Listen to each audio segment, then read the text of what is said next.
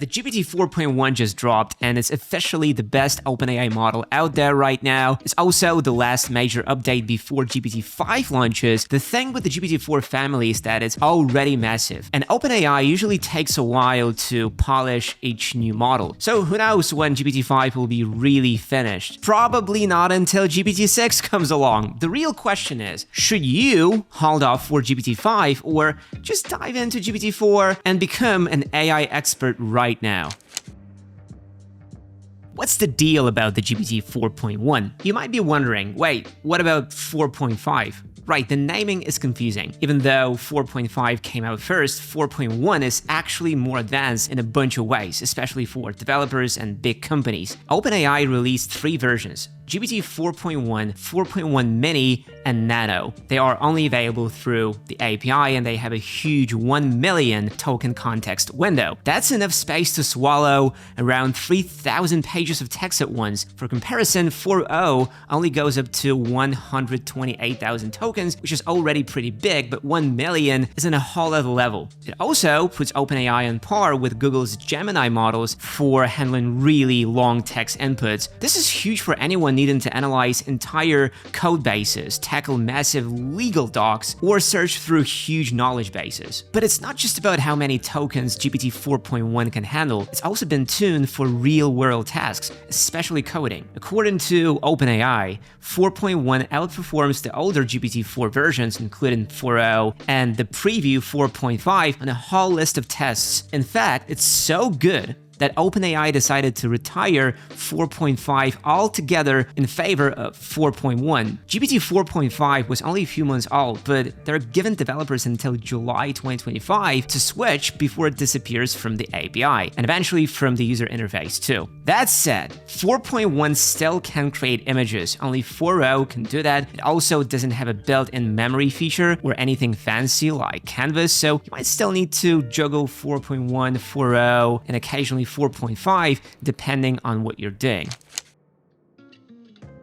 That constant switching sounds bad enough, and the GPT-5 will put an end to that. The plan is for GPT-5 to merge the huge unsupervised knowledge base from the 4.x series with the chain of thought reasoning you see in the O series models. Basically, 4.5 and 4.1 were the last versions that tried to solve questions in one shot. Going forward, GPT-5 is designed to know when to think longer by breaking complicated problems down into multiple steps behind the scenes. On top of that, OpenAI will fold their latest reasoning model directly into GPT-5, so they won't release a separate O3 model anymore. It will just be built into GPT-5's core. GPT-5 should also compact with features that used to need separate plugins or even entirely different models. For example, might automatically do web searches for fresh info, run code or calculations if it needs to, interpret images or audio, and pull in other tools, all while it's answering your questions. ChatGPT-5 won't bug you about picking GPT-4 versus 3.5 or switching plugins. It will just do all that automatically in the background. But we all know how OpenAI rolls. They release a new model, then keep adding updates and features, sometimes as separate offshoots, for a long time. Then right when the model feels perfected, here comes the next big thing. So that leaves us wondering, what's really the best approach for us users right now? We as users definitely need privacy, right? Like sure, ChatGPT can generate legal documents, but there's no guarantee that it won't send my data somewhere, and it might mess up the formatting or just phrase sentences in a way that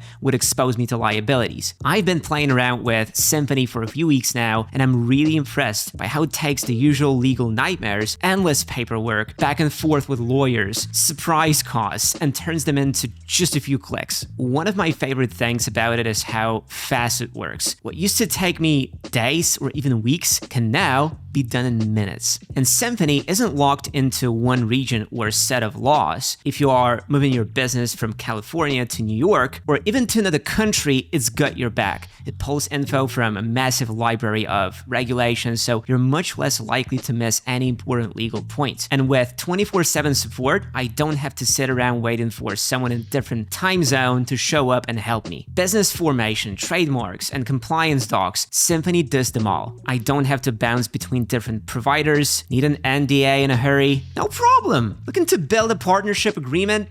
Piece of cake. The AI makes sure everything is legally sound, which frees you up to focus on running your business instead of deciphering legal jargon. Symphony feels tailor-made for small businesses and startups that don't have a big legal team on speed dial. I love that it's detailed, yet still easy to follow. I will leave a link in the description, so be sure to check it out. Like I mentioned earlier, GPT-5 is supposed to be this one model to rule them all, where everything's under one roof. But is that actually a good idea? Because right now, there is a whole family of GPT-4 models. First, you've got GPT-4.0, which is the default model for pretty much everyone, and it's the most polished. It's also where OpenAI likes to test all the cool new features, like image generation. Then there's GPT-4.5, which is a bit more powerful, especially for things like coding, math, and creative tasks, but it doesn't really have any brand new features. And of course, there's GPT-4.0 Mini, which honestly you'll probably never use unless you're on the free tier. If that wasn't enough, there's also GPT-4.0 with scheduled tasks, the regular GPT-4 that's about to be retired in a few days, plus some additional reasoning models. Technically, the O1 model isn't part of GPT-4, but since its reasoning is going to be merged into GPT-5, I guess it sort of counts. Clearly, we've got a lot going on in the GPT-4 world right now, so the question is, does lumping everything into GPT-5 truly make things simpler or just more complicated in a different way? Prompting is probably the most important part of these models. We already have a bunch of videos on how to prompt GPT-4 for image generation, coding, and so on, but GPT-5, it's set to take prompting to a whole new level in the best possible way. Right now, with GPT-4 models, whether that's the original 4.0, the slightly more refined GPT-4.5, or the extra context-heavy GPT-4.1, it really helps to begin with a crystal clear statement of what you want. The model responds best if you just say, hey, here's my goal, and maybe add the style or format you're after. For instance, if you want a quick, straightforward explanation, say so. If you need something creative or empathetic, mention that up front. GPT-5 will still like those details, but they'll be more optional. It should be smart enough to figure out your style by looking at your previous chats and memory, without you having to spell it out every time. Another approach that's probably on its way out is chain of thought prompting. That's when you instruct ChatGPT to break down a tough problem into simpler steps. For GPT-4.0, GPT-4.5, and GPT-4.1, it really helps. But for the O series, like O1 and O3, it's basically pointless to ask because they already do it automatically. And GPT-5, being even more advanced, will just decide for itself how many steps it needs to finish your request.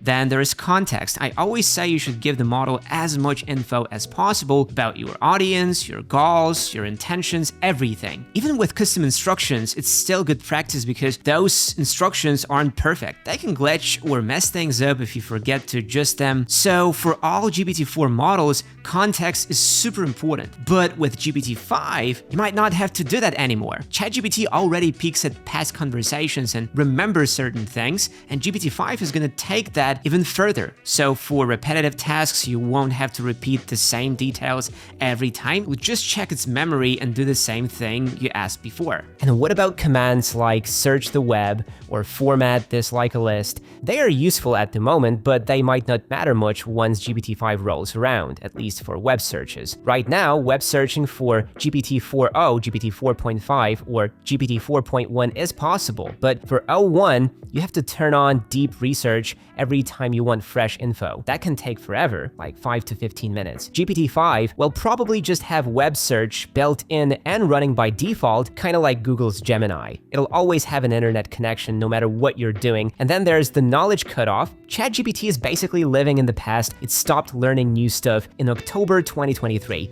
We're already in 2025. Meanwhile, Gemini 2.5 has a cutoff of January 2025, which is a big leap ahead. So GPT-5 will hopefully catch up or even go beyond that. Prompt and tricks and little tips like this is what every ChatGPT user has to keep in mind. They exist for every niche or thing you do. Are you a developer? Here's a full PDF with the best prompting practices. The coolest thing is that prompts for different AIs work across the board, so you can take tips from our guide for Jasper and apply them to ChatGPT. It's all about teaching you how AI works. For this exact matter, we've launched a new course into generative AI, the fullest 101 you'll ever need. We're constantly adding new lessons, keeping you in the loop with the most relevant info. And we've also got a bunch of AI tool collections with handpicked tools for any use case, and using our AI tool finder, you can find any tool in seconds. We are building Geekademy for you, so click the link below and become a part of our AI family.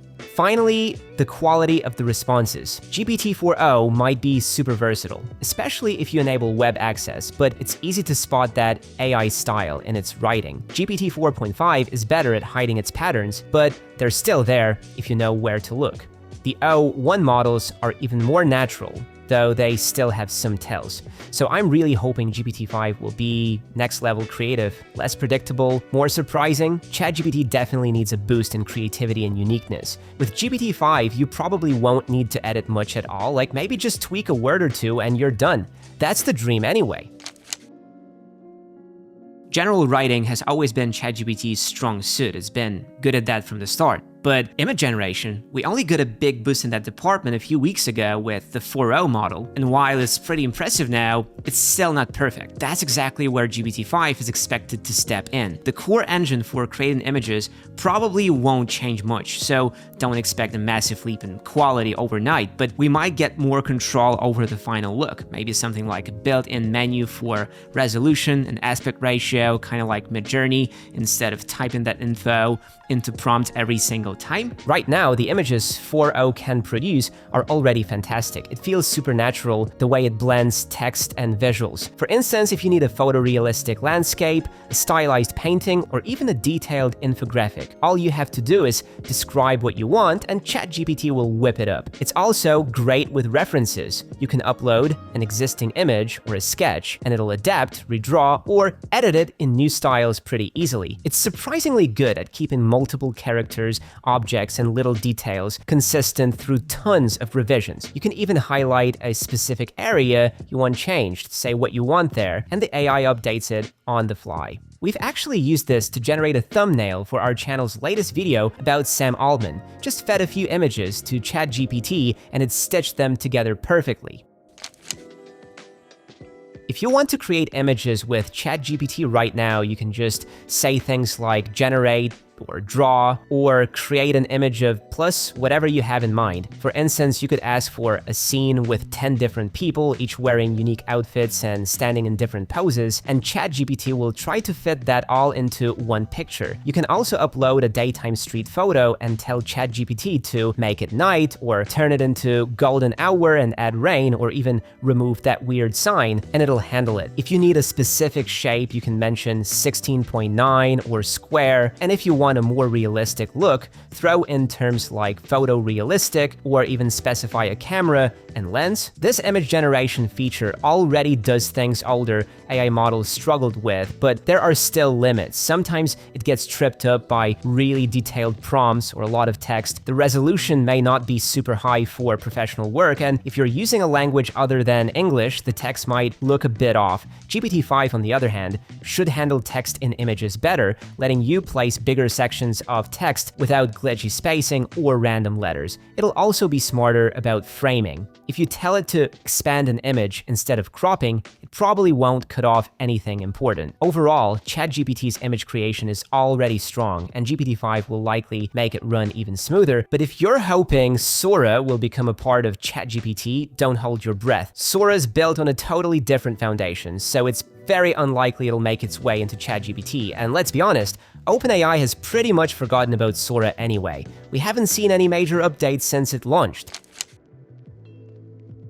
Right now, each GPT model session only has short-term memory based on its context window. If you're talking for a while or have a huge document, the model might start forgetting stuff from earlier unless you remind it. Writing a novel in GPT-4.0, for example, means you have to break your story into chunks or keep pasting older chapters so it doesn't forget the plot. Newer versions like GPT-4.1 have pushed these boundaries. 4.1 can handle up to 1 million tokens, which is a huge jump from before. It can even reference previous chats, which is cool. But across multiple sessions, long-term memory is still pretty flawed. If you start a new chat, ChatGPT might not recall what you said yesterday. anyway. You usually have to give it a summary, and even then it might lose track of what you were discussing. We've all had that moment where you ask for a small tweak and suddenly it forgets everything else except the new request. Hopefully, GPT-5 fixes that. Still, the basic way memory works won't change. Even if GPT-5 remembers everything, it'll still be easy to get lost in the details. Digging up the right info among thousands of chats is like searching for a needle in a haystack. So, my advice is to not rely too heavily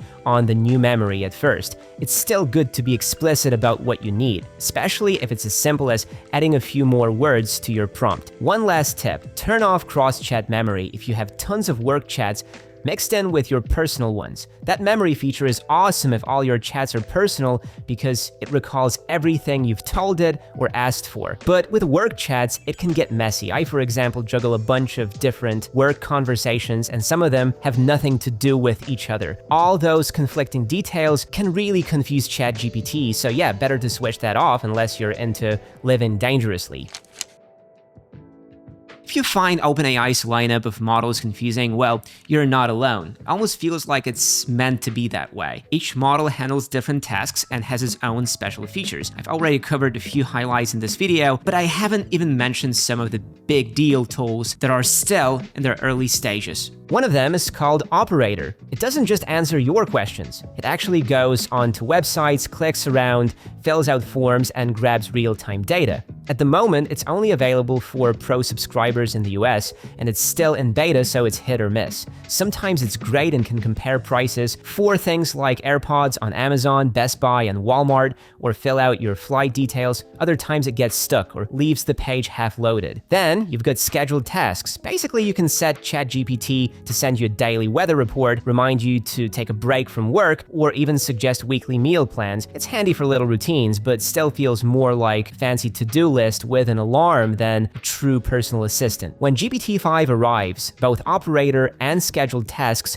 should feel more natural with fewer hassles tied to that session-based memory limit. Instead of giving Operator step-by-step directions, you might say, use my saved travel preferences and book my usual 10 a.m. flight to Chicago on Friday, and GPT-5 would remember things like your preferred airline, seat selection, and budget. For scheduled tasks, GPT-5 will likely let you chain bigger actions together, like every morning at 8, send me a meal plan, add the ingredients to my grocery list, and place an order if the total is under 50 bucks. And sure, Canvas is fun, but it's still pretty basic. GPT-5 will probably include Canvas from day one in its full form, since the same underlying model runs it. Comparing old Canvas to new Canvas doesn't really matter. All we're likely to see is a few more controls to tweak our text. Watch our ChatGPT guide to new features, where we teach how to use Canvas.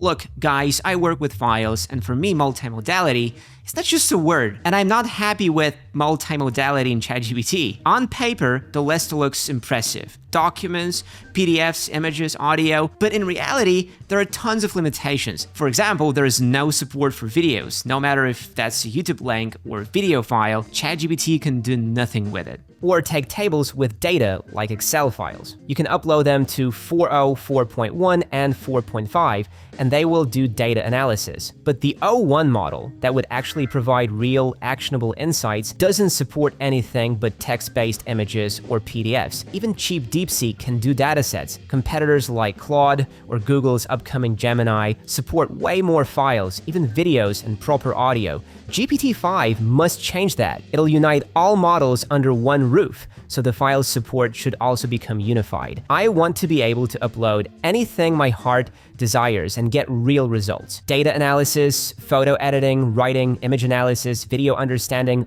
all of that is coming with GPT-5. When is GPT-5 coming out? Sam Altman indicated GPT-5 would roll out in a few months from April 2025. This means if you need cutting-edge AI capabilities right now, GPT-4.1 or GPT-4.5 for Pro users is your best option. But you do have to juggle models around and be extra careful with your prompts. The improvements we're expecting will be life-changing, but you just can't always wait for the next big thing. You still have to master prompting if you want the best results results, regardless of the model. Learning GPT 4.1, 4.5, or 4.0 will only make you better prepared for GPT-5. The fundamentals, like giving clear instructions, specifying how you want the output formatted, or breaking complex tasks into steps, aren't going away anytime soon. So the sooner you sharpen those skills, the more smoothly you will adapt when GPT-5 finally arrives. So join Geek Academy and become a part of our family. Thanks for watching, and see you in the next one.